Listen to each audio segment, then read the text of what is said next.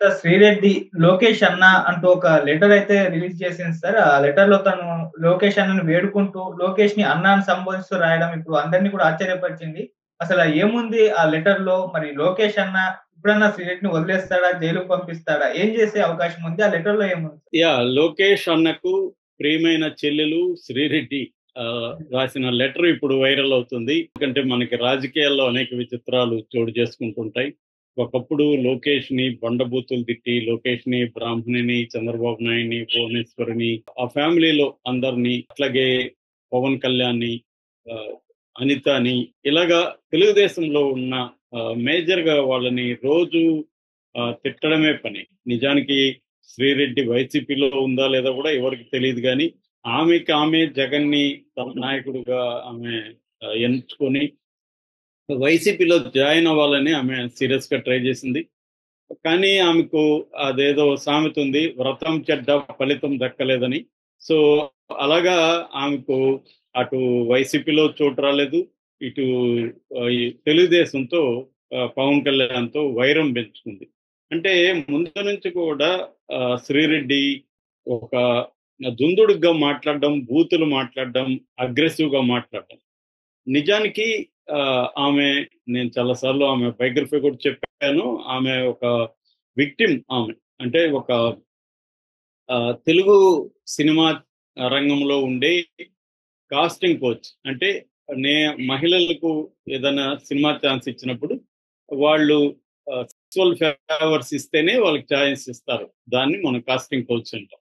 అది దానికి ఈమె బలైంది యాక్చువల్‌గా. తన జీవితం దానికి యాక్చువల్‌గా ఆమె 'సాక్షిలో' యాంకర్‌గా ఉన్నింది. అదే కంటిన్యూ అయ్యుంటే ఆమె మంచి యాంకర్‌గా ఇవాళ ఉండేది. అక్కడి నుంచి ఆమె రాజకీయాల్లోకి కూడా పోవడానికి ఈజీ అయ్యుండేది. కానీ ఆమె ఈ హీరోయిన్ అవ్వాలనే కోరిక. ఆ కోరికను ఉపయోగించుకొని చాలామంది ప్రొడ్యూసర్‌లు, డైరెక్టర్‌లు, ప్రొడ్యూసర్‌ల కొడుకులు, హీరోలు ఇలాగా ఆమెను ఉపయోగించుకొని ఆహ్, ఒక హామీలిచ్చి దాని తర్వాత ఆమెను వదిలిపెట్టేయడం. దాంతో ఒక కక్ష పెంచుకుందాం. కక్ష పెంచుకొని ఒక బిట్టర్‌నెస్ లైఫ్‌లో ఉంది. దాని నుంచి నేనింక కోల్పోవడానికి ఏమీ లేదు నా దగ్గర. కాబట్టి ఫైట్ చేద్దాం అని జెప్పి ఆమె బయటికొచ్చింది. నిజానికది దాన్ని అందరూ అప్పట్లో అప్రిషియేట్ చేశారు. అనేక మహిళా సంఘాలు ఆమెకు సపోర్ట్‌గా నిలబడ్డాయి. ఆ రూట్‌లో వెళ్ళుంటే గూడా ఆమెకి ఇదుండేది. బట్ అక్కడ నుంచి ఏమైందంటే ఒక రకమైన మేబీ ఆహ్, ఈమెకి భయపడి కొంతమంది డబ్బులు ఆఫర్ చేసుండొచ్చు. ఇంకొకటి జరిగుండొచ్చు. దాని నుంచి ఆమెకేమర్థమైందంటే, మనం బ్లాక్‌మెయిల్ చేస్తే డబ్బులొస్తాయి అనే యాంగిల్‌కి ఆమె ఎళ్ళిపోయిందని చెప్తున్నారు. మరి ఆమె బ్లాక్‌మెయిల్ చేసిందా? నిజంగా డబ్బులొచ్చాయా మనకు తెలీదు గానీ, చాలా మందిని బ్లాక్‌మెయిల్ చేసే కైండ్ ఆఫ్ ఆమె మాటలైతే మనకి పబ్లిక్ డొమైన్‌లో ఉన్నాయి. నేను నీ చాటు బయట పెడతా, నేను వాడి బండారం బయట పెడతా ఇలాగ మాట్లాడడం అయితే మనం చూసాము. ఇక్కడి నుంచి ఆమె ఇంకా బండబూతులు తిట్టడం, దాంతో మహిళా సంఘాలు కూడా ఆమెను వదిలేశారు. చివరికి హైదరాబాద్ నుంచి చెన్నై ఎళ్ళిపోయింది. అక్కడైనా ఆమె ఒక కొత్త ఇండస్ట్రీకెళ్ళింది. అక్కడ ట్రై చేసుకొని తన అనుభవాలతో అక్కడ నిలదొక్కునే ఒక పాజిటివ్ దీంట్లోకి వెళ్ళకుండా ఆమె నెగెటివ్ దీంట్లోనేకే వెళ్ళి విపరీతంగా అసలు అంటే వైసీపీ ఈ కేడర్‌లో లేకపోతే వైసీపీ సోషల్ మీడియాలో కొంతమంది చాలా అగ్లీగా తెలుగుదేశం నాయకుల్ని, మహిళల్ని ఇప్పుడు చంద్రబాబు స్థాయి నాయకుడు ఆయనకి 45 ఏళ్ల రాజకీయ అనుభవం ఉంది. 75 ఏళ్ళు. ఆ స్థాయి నాయకుడు అతి దారుణంగా ఏడ్చాడంటే ఆయన ఎంతో హర్ట్ అయ్యుంటే నటించలేదు గదా! ఆయన. ఖచ్చితంగా ఏడ్చాడు, హర్ట్ అయ్యాడు. ఎంతో హర్ట్ అయ్యుంటేనే గదా! ఆ స్థాయి నాయకుడు అంటారు. ఒక లోకేష్ లాంటి ఒక నాయకుడిని ఆయన పుట్టికని దారుణంగా వాళ్ళు అవమానించారు.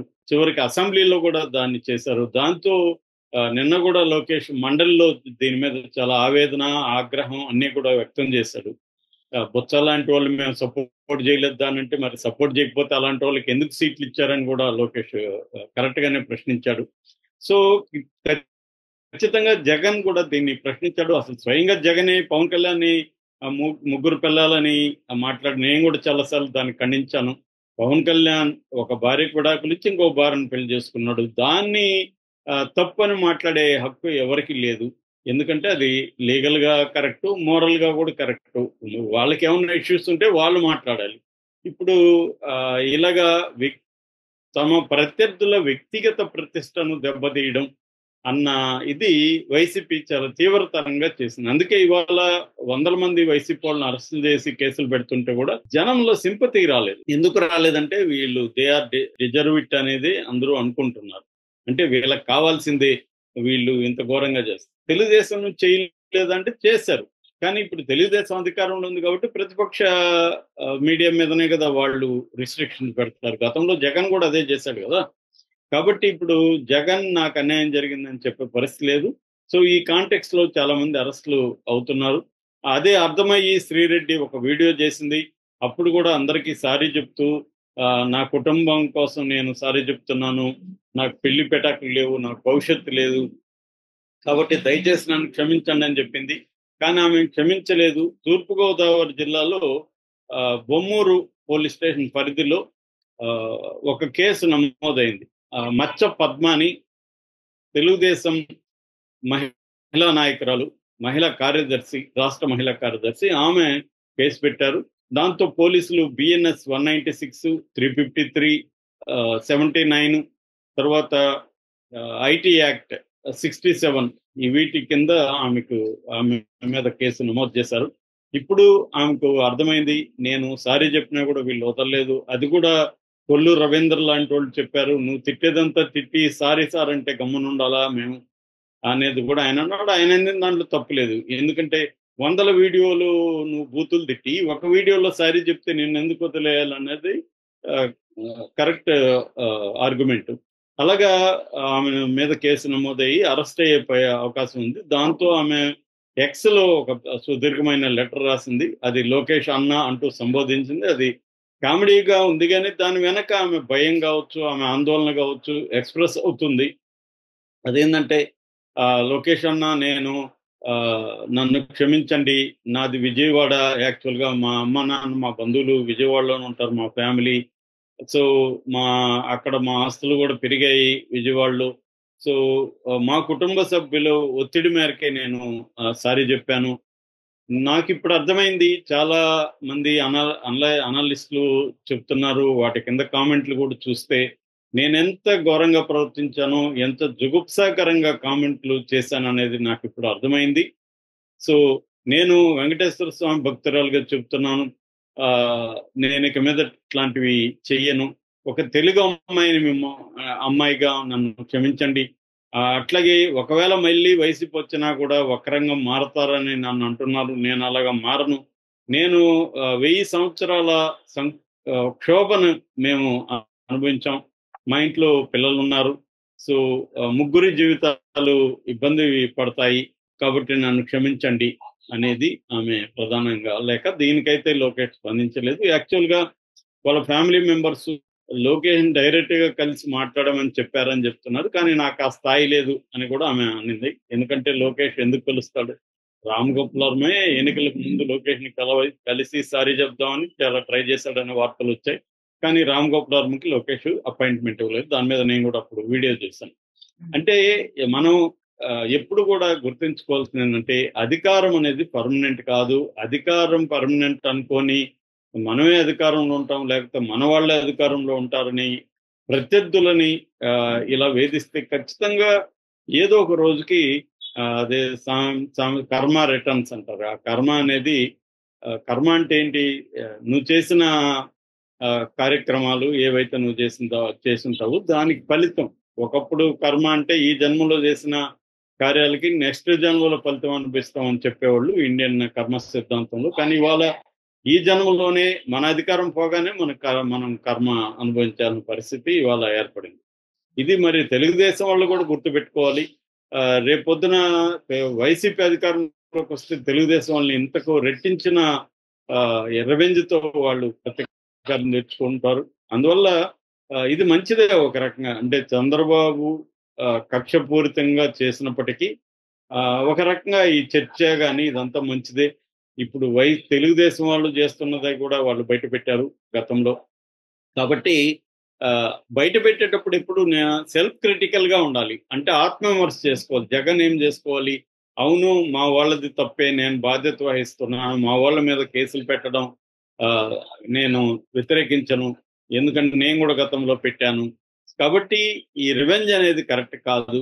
నేను మా వాళ్ళకి చెప్తాను ఇక మీద పెట్టొద్దని, మీరు మీ వాళ్ళకి చెప్పండి అని కన్స్ట్రక్టివ్గా జగన్ మాట్లాడాలి. అది వదిలేసి జగన్ మళ్ళీ రాజ్యాంగము, న్యాయము, హక్కులు ఇవన్నీ మాట్లాడితే కామెడీగా ఉంటుంది జగన్ లాంటి వాడు. ఎందుకంటే తన పరిపాలనలో ఇవేవి అతను పాటించలేదు కదా. అప్పుడు మాట్లాడుంటే ఓకే. అప్పుడేవి పాటించకుండా ఇవాళ పాటిస్తే ఎలాగా? మొన్న సాక్షాత్తు హైకోర్టు జడ్జి ఏం చెప్పారు? నేను బ్లాంకెట్ ఆర్డర్ ఇవ్వలేను, వీళ్ళందరి మీద కేసులు పెట్టొద్దని. తప్పేముంది కేసులు పెడితే? జడ్జిల్ని ఇలాగా మాట్లాడారు కదా.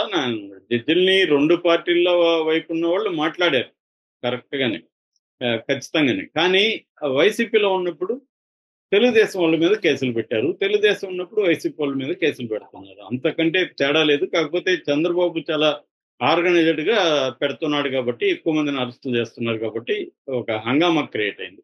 సో ఇప్పుడు మరి శ్రీరెడ్డి ఆమె సారీ చెప్పితే మాత్రం, ఇప్పుడు తప్పు చేసి ఎవరినో మనం నరికేసో చంపేసో సారీ సార్ నేను ఇక మీద చేయనంటే కోర్టు వదులుతుందా?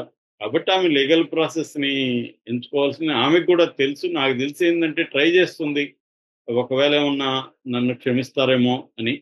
నాకు తెలిసి ఆమెని లోకేష్ క్షమించే అవకాశం లేదు. ఎందుకంటే ఆయన రెడ్ బుక్ లో కానీ, రెడ్ బుక్ అనేది ఒక సింబాలిక్ తప్ప అదేమి రెడ్ బుక్ అని కాదు. ఏదేమైనా కొంతమంది తాను అధికారంలోకి వచ్చినాక వీళ్ళ సంగతి చూడాలని ఆయన ఎప్పుడో డిసైడ్ అయి ఉంటాడు. ఎందుకంటే లోకేష్ కూడా ఎంతో క్షోభ అనిపించాడు. ఎవరినైనా నీ పుట్టుక సరిగ్గా లేదు, నీ పుట్టుక వెనక్కి ఇది ఉంది అది ఉందని చెప్పినప్పుడు బాధ కలుగుతుంది. తల్లిని అలా మాట్లాడితే ఏ కొడుకు కూడా సహించలేడు. కాబట్టి ఇవాళ లోకేష్ అధికారంలో ఉంది కాబట్టి అది చేస్తున్నాయి. కాకపోతే ఏంటంటే తెలుగుదేశం వాళ్ళకి కూడా ఈ ప్రశ్నలు ఎదురవుతాయి. మరి మీ పార్టీలో ఉన్నోళ్ళు జగన్ ఫ్యామిలీ మీద, విజయమ్మ మీద ఇలాగ మాట్లాడినప్పుడు వాళ్ళని ఎందుకు ఉపేక్షిస్తున్నారన్న ప్రశ్న తెలుగుదేశానికి కూడా ఎదురవుతుంది. దానికి కూడా వాళ్ళు ఆన్సర్ ఇవ్వాలి. ఆల్రెడీ చంద్రబాబు మా వాళ్ళు చేస్తే కూడా నేను క్షమించను అన్నాడు. అది రైట్ స్టేట్మెంట్. దానికి ఆయన కట్టుబడి ఉండాలి. అది ఆచరణలో కూడా ఆయన ప్రూవ్ చేయాలి. ఏదేమైనా ఇప్పుడు శ్రీరెడ్డి తన